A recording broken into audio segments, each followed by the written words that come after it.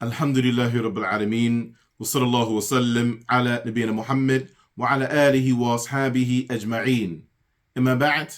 We continue with our daily lessons as we now come to the section that is entitled a dua, invocation or supplication.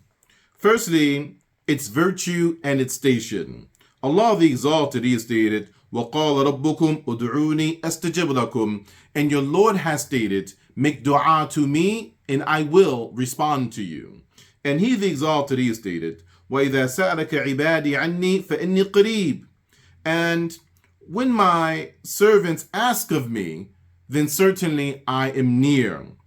أُجِيبُ دَعْوَةَ دَاعِي إِذَا دَعَانِ. And I respond to the individual who makes dua when this individual supplicates.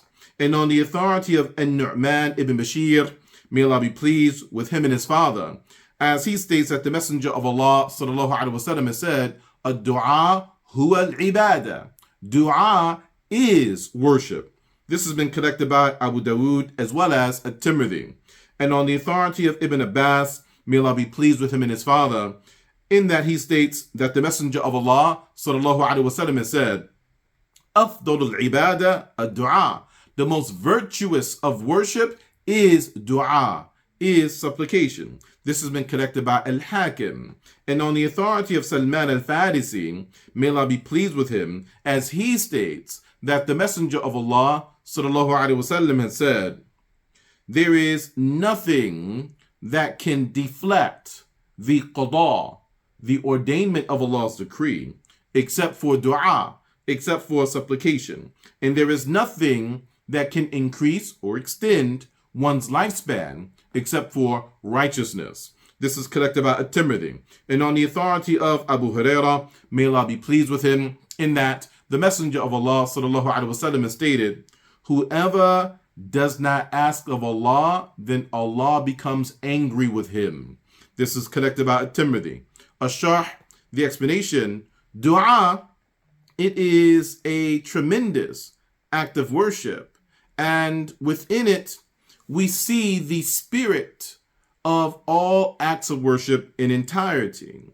And from this is humility, yielding in obedience, displaying one's need for Allah the Exalted, in addition to making oneself susceptible to receiving the mercy of Allah and His favor. And due to all of this, dua, supplication, it is the most virtuous of worship. And there is no act of worship except that dua is incorporated within that act of worship.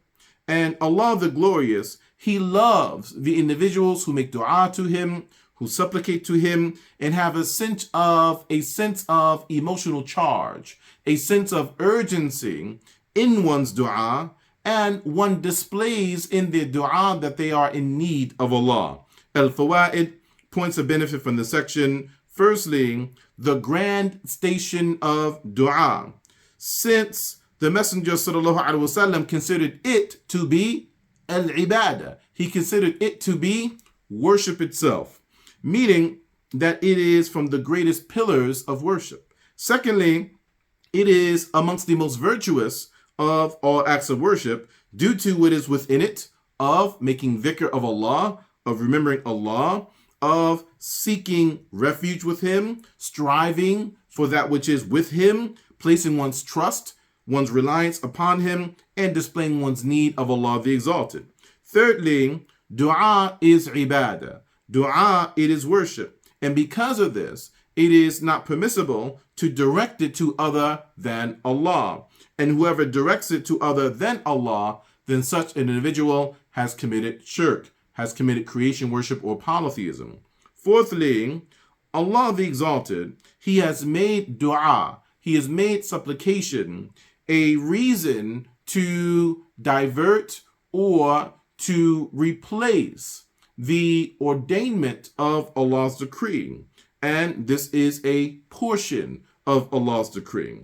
Fifthly and lastly, the love of Allah for the one who makes dua to Him, and the anger of Allah for the one who does not make dua to Him. هذا والله أعلم وصلى الله على محمد, and we will see you next time for our daily lessons. Wassalamu alaikum wa rahmatullahi wa barakatuh.